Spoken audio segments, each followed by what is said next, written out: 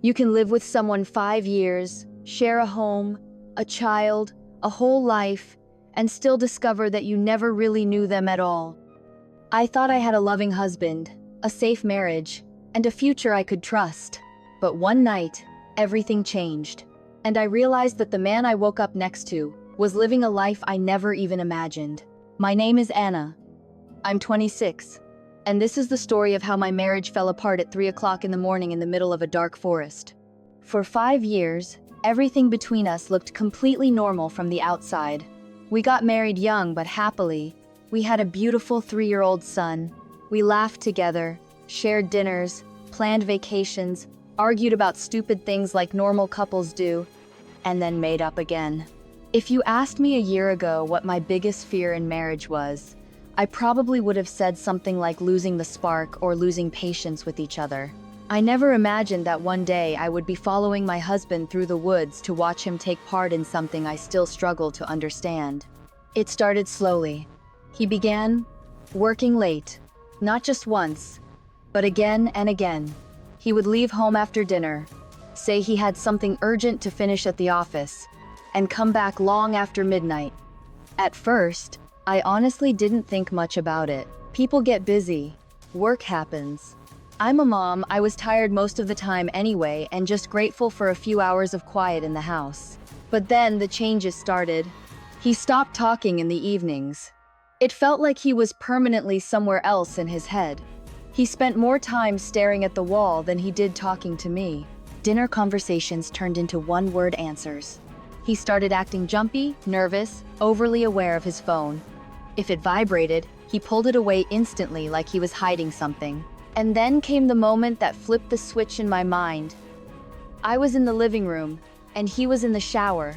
His phone lit up with a message. Normally, I never even look at his phone, but the screen was facing right at me, and the contact name was impossible to ignore. It said, werewolf. Just that. One word. And the message underneath. At 3 it happens. I remember reading it twice just to make sure I wasn't hallucinating. Who texts a grown man under the name werewolf?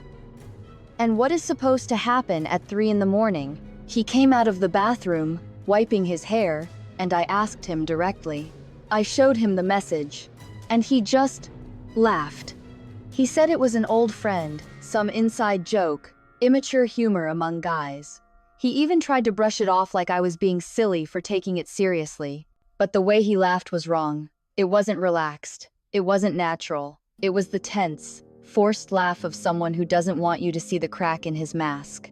And then, at exactly 3 in the morning that night, he left the house. That was the moment I stopped being a calm, secure wife and became a detective in my own home. Over the next 2 days, I paid attention to everything. When he came home, how he talked, whether he looked me in the eyes. He was changing, and I could feel it in the atmosphere of the house. Like the temperature had dropped a couple of degrees, and no one told me why. Then on the 3rd night, I saw him quietly getting dressed again. He thought I was asleep.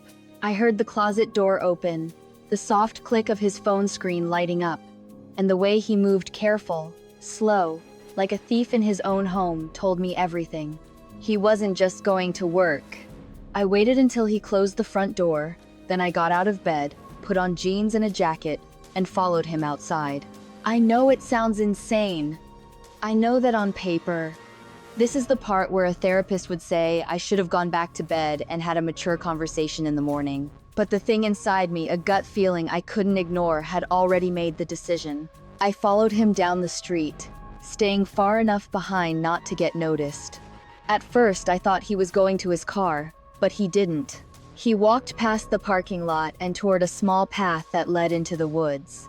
He walked fast, like he knew the way by heart. The forest was pitch black, and the only sound was the crunch of leaves under our feet. At one point, I almost called out his name just to make him stop. My legs were shaking, and every shadow looked like something about to jump out from behind a tree. After maybe 30 minutes of walking, the trees suddenly opened up, and that's when I saw it. A clearing, a small field in the middle of the forest, where maybe 8 or 9 people were standing. all dressed in white, not robes, not capes, just white sheets wrapped around them like ancient clothing. Their faces were barely visible in the dim light. They were standing on what looked like large flat stones arranged in a kind of circle, murmuring in low voices in a language I'd never heard before. My husband stepped into the clearing, took off his jacket, and someone handed him a sheet. He wrapped it around himself and joined them, like this was the most normal thing in the world. I stood behind a tree, terrified to even breathe. I kept telling myself, this is not happening. This is not real. I'm dreaming. I'm overreacting. Any explanation felt better than the one I was seeing with my own eyes. Then something else happened. One of the figures walked forward, leading a goat on a rope. A real goat. She was quiet, but her hooves scraped the ground, and the sound made me shiver. The leader, or at least the one who seemed like the leader, knelt in front of her and began chanting louder, the others raising their voices too. I didn't see anything happen to the goat directly. I didn't see the moment of death. But suddenly the chanting stopped. The goat was lying still on the grass, and the group was passing around what looked like small stone cups filled with something dark red. Maybe it was wine. Maybe it was juice. Maybe I was seeing something innocent through the lens of fear. But I can tell you one thing. No part of that night felt innocent. My husband lifted his cup and drank with them. And at that exact moment, the forest was completely silent. No wind, no rustle, just the sound of my heart pounding inside my chest like a drum. Then, as if the universe was playing a cruel joke on me, I took one step backward. My foot came down on a branch. It snapped with a sound that echoed louder than a gunshot in that silence. Every head in that circle turned toward me. I didn't wait to see what they would do. I ran.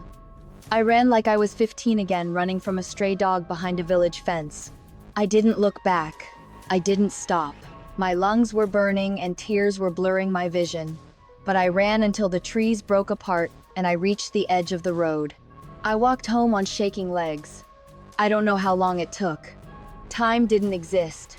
When I got into the apartment, I locked the door and sat on the bedroom floor for hours, staring at my hands, trying to convince myself I wasn't losing my mind.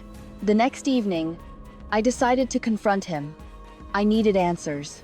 I waited until our son was asleep, and he was sitting at the table eating dinner like it was any other night. I sat down across from him and said, "I know where you go at night." He didn't panic. He didn't get angry. He didn't deny anything. He just stopped chewing, put his fork down, and looked at me with a kind of tired sadness I had never seen before. Then he said something I will never forget. "Then we can't stay together. I'm filing for divorce. The guild won't allow us to be married now that you know." The guild. That word hit me harder than any explanation he could have offered. It sounded ancient, secret, official, and terrifyingly real. He didn't raise his voice. He didn't try to justify himself. He wasn't ashamed. He was resigned, like this was the natural consequence of the path he had chosen. I asked him what would happen to our son. He looked away, swallowed, and said, "I can't take him, and I won't be able to help. Things have changed." And then he packed a small bag and left. No slam of the door, no emotional breakdown, just quiet footsteps and silence. That night, I sat alone in the kitchen, staring at the chair where he usually sat. The horror wasn't that he had been lying. People lie. People cheat, sneak out, hide things, pretend, disappoint. That's human. The horror was how easy it was for him to walk away from everything, from me, from our child, from the life we built because of some secret commitment I never even knew existed. The next days were a blur. I didn't know what to think or do. I couldn't tell anyone the truth. How do you explain something like this without sounding delusional? So I kept it inside. I Googled things I never thought I would Google.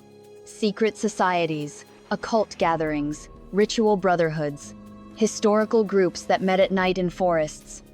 I found stories, legends, rumors, missing person cases. Nothing sounded exactly like what I saw, but some were close enough that they made my stomach twist into a knot. I stopped sleeping properly. Sometimes I thought I saw someone standing across the street at night. Once I found a blank sheet of white paper in my mailbox. Maybe it was trash, maybe it wasn't. The problem is that once you've seen something that shouldn't exist, every shadow becomes suspicious. And I kept replaying the scene in the clearing in my mind. The chanting, the white outfits, my husband drinking something that looked like blood under the moonlight. I kept imagining what could have happened if that branch hadn't snapped. Would I still be living next to a stranger, thinking I had a normal marriage?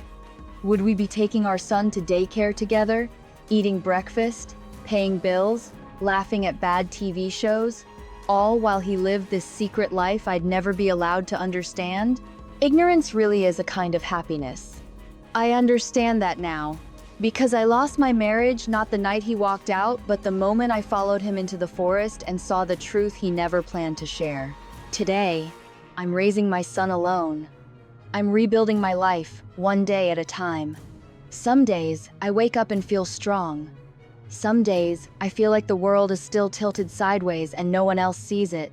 Sometimes, I still check the woods when I pass by, wondering if they're still out there, if he is. I'm not telling this story to scare anyone.